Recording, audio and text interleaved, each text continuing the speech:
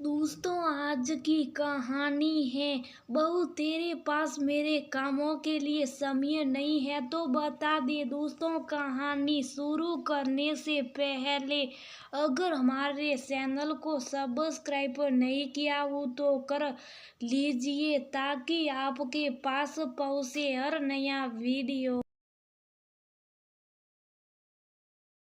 मैं किसी की जिंदगी में ज्यादा दखल देना पसंद नहीं करती और ना ही ये पसंद करती हूँ कि कोई मेरी जिंदगी में दखल अंदाजी करे। बहुत हो गया, अब मम्मी जी पापा जी को मैंने मना लिया है। वो आपके साथ जाने के लिए तैयार हैं क्योंकि आप मेरे से ज्यादा अच्छी देखभाल कर सकती हो उनकी। निया ने बहुत शांदंगी और शांत स्वर में अपनी जेठानी मोनिका से कहा, क्या मतलब? मैंने ऐसा इतना परेशान होने की जरूरत नहीं है। मम्मी जी बहुत खुश हैं आपके साथ जाने के लिए। वैभव ने उन दोनों के भी टिकट करा दिए हैं। अब आपको रोज परेशान होकर फोन नहीं करना पड़ेगा, निया ने कहा और उठकर रसोई में चली गई। निया और मोनिका देवरानी जेठानी है। सास ससुर निया और वैभव के साथ रहते। बड़ा बेटा नरेंद्र और बहू मोनिका नौकरी की वजह से दूसरे शहर में रहते हैं। त्योहार पर और छुट्टियों में मोनिका बच्चों को लेकर ससुराल आ जाती हैं। जब तक निया इस घर में बहू बनकर नहीं आई थी, मोनिका को अपने सास ससुर के काम करने में बहुत जोर पड़ता था। सास ससुर भी मोनिका के व्यवहार को समझते थे लेकिन कुछ बोलते नहीं थे कि सब एक परिवार के सदस्य, थोड़ा बहुत तो सबका व्यवहार अलग होता ही है। जब निया इस घर में बहू बनकर आई, मोनिका ने बड़ी चालाकी से धीरे धीरे सारे काम निया के ऊपर डाल दिए। नई बहू होने के कारण निया उसकी चालाकी को समझ नहीं पाई।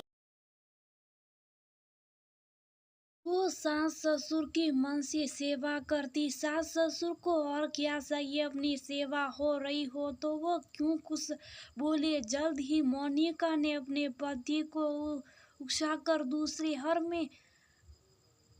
शहर में ट्रांसफर करवा दिया और मोनिका भी उसके साथ चली गई। अब निया अपने हिसाब से घर को व्यवस्थित रखती।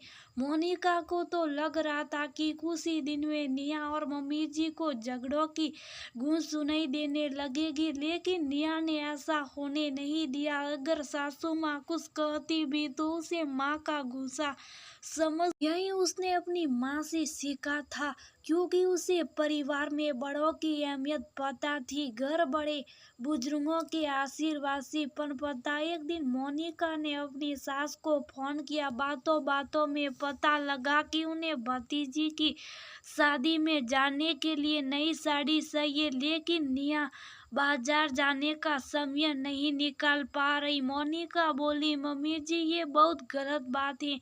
निया को पहले आपके साथ बाजार जाना चाहिए। ब्लाउज सिलने में भी समय लगता। अब आप निया से बाजार जाने के लिए मत कहना। 2 दिन बाद मेरी सहेली मुझसे मिलने आ रही है तो मैं आपके लिए साड़ी भेज दूंगी। अंता क्या चाहिए? दो आंखें। सासू माँ ने इस बात से क्या मतलब हुआ ने फौरन हाँ कर दी। 2 दिन बाद मोनिका की सहेली सासू माँ को साड़ी का पैकेट दे गई। सासू माँ ने सबके बिस्कुट पैक खोला तो उसमें बहुत खूबसूरत सी एक साड़ी, मैचिंग चूड़ियां और एक खूबसूरत पर्स था। देख लिया निया, बड़ी बहू को इतनी दूर से भी मेरी फिक्र है। उसने समय पर साड़ी भी भेज दी और चूड़ियां भी। तुम्हें यहाँ रहकर भी मेरे लिए समय नहीं है। निया ने इस बात को दिल पर नहीं लिया, उल्टा मोनिका को फोन करके धन्यवाद दिया कि मेरा काम आसान हो गया। मोनिका के पेट में दर्द शुरू हो गया। अगले दिन फिर उसने सासू माँ को फोन किया, मम्मी जी ब्लाउज सिलाने दे दिया। अभी कहाँ? निया ने टेलर को फोन किया था, वो आया ही नहीं। अच्छा, अभी आप क्या कर रही हैं? आपने शाम की चाय पी ली, अभी कहाँ? नेहा बाजार गई अपने लिए साड़ी लेने, जब आ जाएगी तब बनाएगी। क्या अभी तक आपने चाय नहीं पी? 5 बज चुके, फिर क्या चाय का समय रह जाएगा? मुझे लगता नेहा आपके कामों को इग्नोर कर रही हैं। आपके लिए तो साड़ी लाने का समय नहीं था, अपने लिए बहुत जल्दी समय निकल गया और अभी तक वापस भी नहीं आई। मोनिका ने तीली दिखा दी थी, अब आग लगने की देर थी। नेहा के आती सासू माँ ने चिल्लाना शुरू कर दिया, तेरे पास मेरे कामों के लिए समय नहीं है तो बता दे, बहुत दिनों से देख रही हूँ मेरे लिए तेरे पास समय हो नहीं है।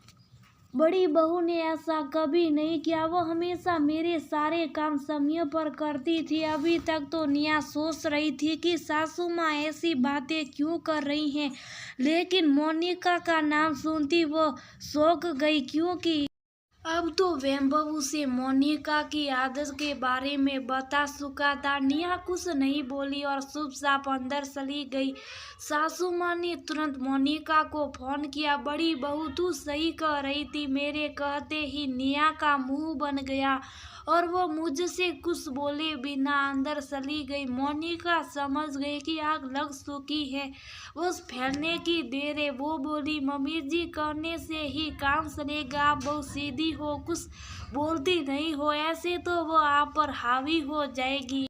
अब तो रोज सुबह शाम मोनिका सासू माँ को फोन करती और नेहा के कामों में कमी निकालती रहती। गर्मियों की छुट्टियां शुरू हो गई थी। मोनिका बच्चों को लेकर ससुराल में रहने आ गई। यहाँ आकर तो वो आराम करती जैसे मायके में रह रही हो। नेहा से सारे काम करवाती, सासू माँ के पास बैठकर नेहा के काम में कमी निकालती रहती। नेहा ने अपनी सासू माँ से कहा, मम्मी जी मैं भी कुछ दिन मायके हो आती हूँ, अभी तो जेठानी जी हैं यहाँ, वो घर संभालेगी। मोनिका बोली, नेहा अभी तो तुम्हारे पास कोई बच्चा नहीं है, इसलिए गर्मी की छुट्टियों का क्या सोचना, तुम तो बाद में भी जा सकती हो मायके, मैं तो अभी छुट्टियां में ही कहीं आ जा सकती हूँ। नेहा मन महसूस कर रह गई और मोनिका अगले दिन अपने मायके चली गई, जो उसी शहर में था।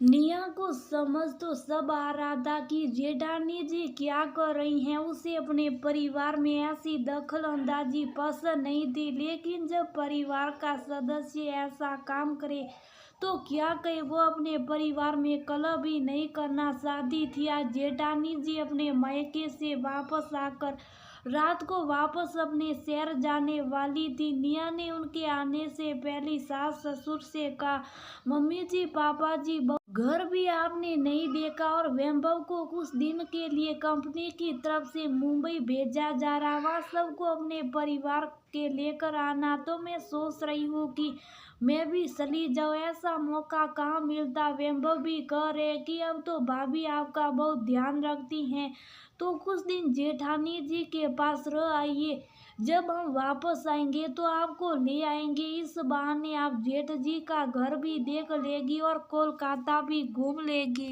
कोलकाता घूमने के नाम पर सास ससुर खुशी खुशी तैयार हो गए और उन्होंने अपनी पैकिंग शुरू कर दी। जब जेठानी मायके से वापस आई तो सास ससुर की पैकिंग देख पूछने लगी, मम्मी जी पापा जी कहीं जा रहे क्या? हाँ जेठानी जी, मम्मी जी पापा जी आपके साथ जा रहे, क्या कर रही हो तुम? मोनिका को पसीना आने लगा। भाभी पसीना पोंछ लीजिए, आप शायद भूल गई, लेकिन मैं आज भी अपनी जिंदगी में किसी की दखल अंदाजी पसंद नहीं करती। बहुत दिनों से देख रही हूँ कि मेरे घर में आपकी दखल अंदाजी बढ़ती जा रही है। आप मम्मी जी का ख्याल मुझसे ज्यादा अच्छी तरह रख सकती है, तो क्या परेशानी है? कुछ दिन जिम्मेदारी आप भी उठाइए। नेहा बिना मोनिका के जवाब सुने वहां से चली गई।